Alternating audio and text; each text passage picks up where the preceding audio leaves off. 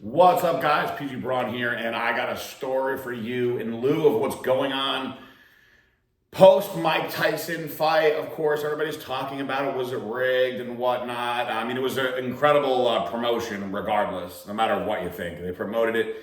A lot of people watched it, and it actually made me want to share a story with you guys about the one boxing match that I was ever involved in and how I promoted this thing that was actually incredible and not enough people saw. So hopefully people see this and they actually go and check out the full short video.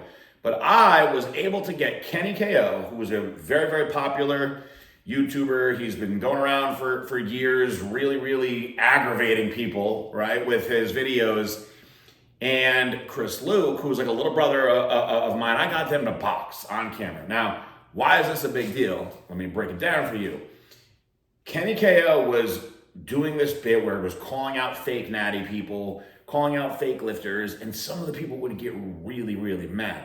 But what he was doing also was challenging people to boxing matches. And none of these big tough guys ever wanted to fight him, and they all would just turn him down. So I asked him one day, I said, do you actually know how to box? He said, yeah, I train. I take it pretty seriously because he's a pretty big guy anyway.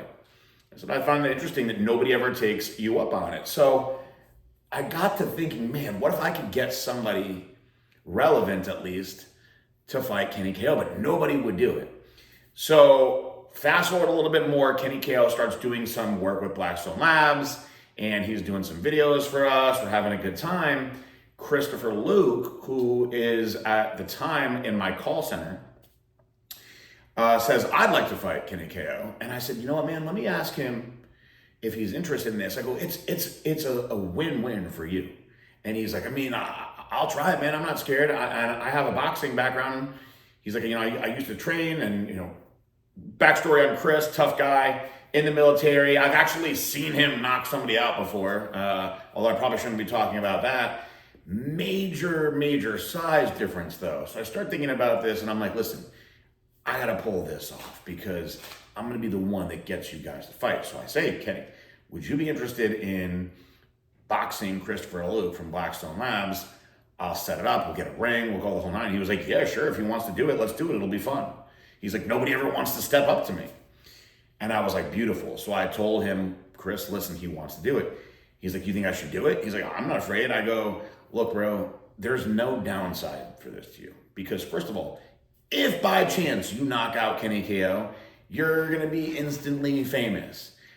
Now, if he knocks you out, well, he's like 50 pounds bigger than you.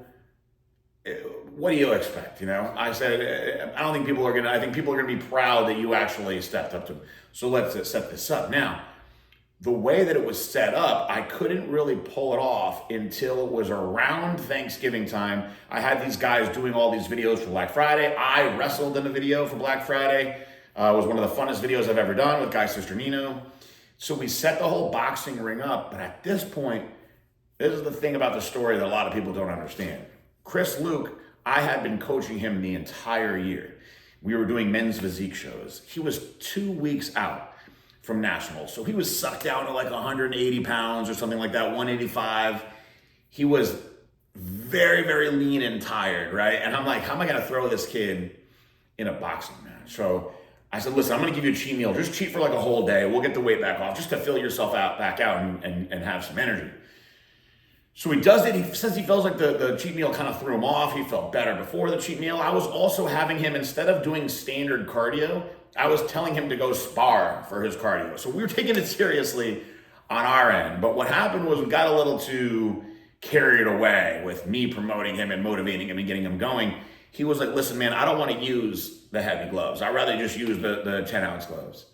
And now at the time, I don't know anything about this. And I started thinking about it quite a bit when we talked about in the Tyson fight how they were using 14-ounce gloves and how much of a difference that makes. The gloves are heavier, they tire you out a little bit more, but they're also more cushioned. So I said to Kenny KO, hey, Chris would like to use 10-ounce gloves. Kenny said, are you sure? I said, yeah. He goes, man, I don't think that's a good idea. I'm pretty good at boxing, man. Like, I'm a big guy. There's a big size difference. Like, I don't want to hurt him. And I said, he'll be fine. So they used the 10-ounce gloves. set the ring up. I brought in a boxing referee. He was mad at me because we didn't have emergency medical treatment on hand. I mean, we took this thing pretty seriously, but there was a lot that we didn't know, right? Got all the camera guys set up. Joe Reiser was in the house. We had 4 cameras set up for this thing. And I really didn't know what to expect. But when they got next to each other in the ring, I realized at that point, oof, this might not have been the best idea, because they squared up and Kenny comes in and he's like this and Chris is like this. And I'm like, man, Kenny's like a solid 6 or 7 inches taller than him and at least 50 pounds heavier. So if he catches him, I know it's not going to be good. But regardless, I was like, Chris, you got this, you got this. And they start and they go into it. And I know we have this footage somewhere. I know one of my friends has this footage, whether it's Chris or Joe Reiser. Somebody's got to edit this in. They go into like a little bit of a melee. Some stuff's going on.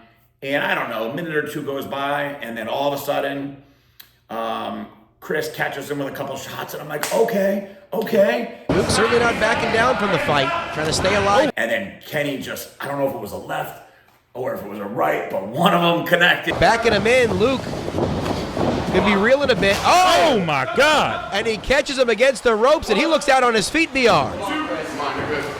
Oh! Kenny KO wins! And it was just like, whew. And I was like, and we were like, the ref was like, no, stop. So I like run in and I'm like, Chris, yo, you okay, buddy? And he goes, what happened? Did I get knocked out? And I was like, yeah, man, he got you pretty good. And he's like, oh man, he hit me pretty hard. And I was like, I instantly felt bad, but I was also extremely satisfied. And I haven't even talked about this with either of the guys. So hopefully they appreciate that I'm telling the story and I'm giving the little behind the scenes stuff and they don't get butthurt about it. But Kenny did say, he was like, hey man, for a smaller guy, he hits pretty hard.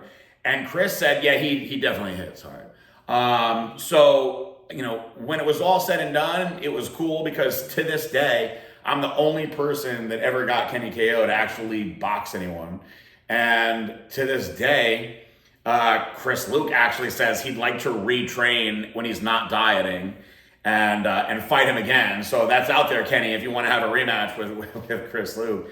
But I've done some crazy stuff over the years, guys, and sometimes I forget all the fun things that I've been able to do in my former position with my former company.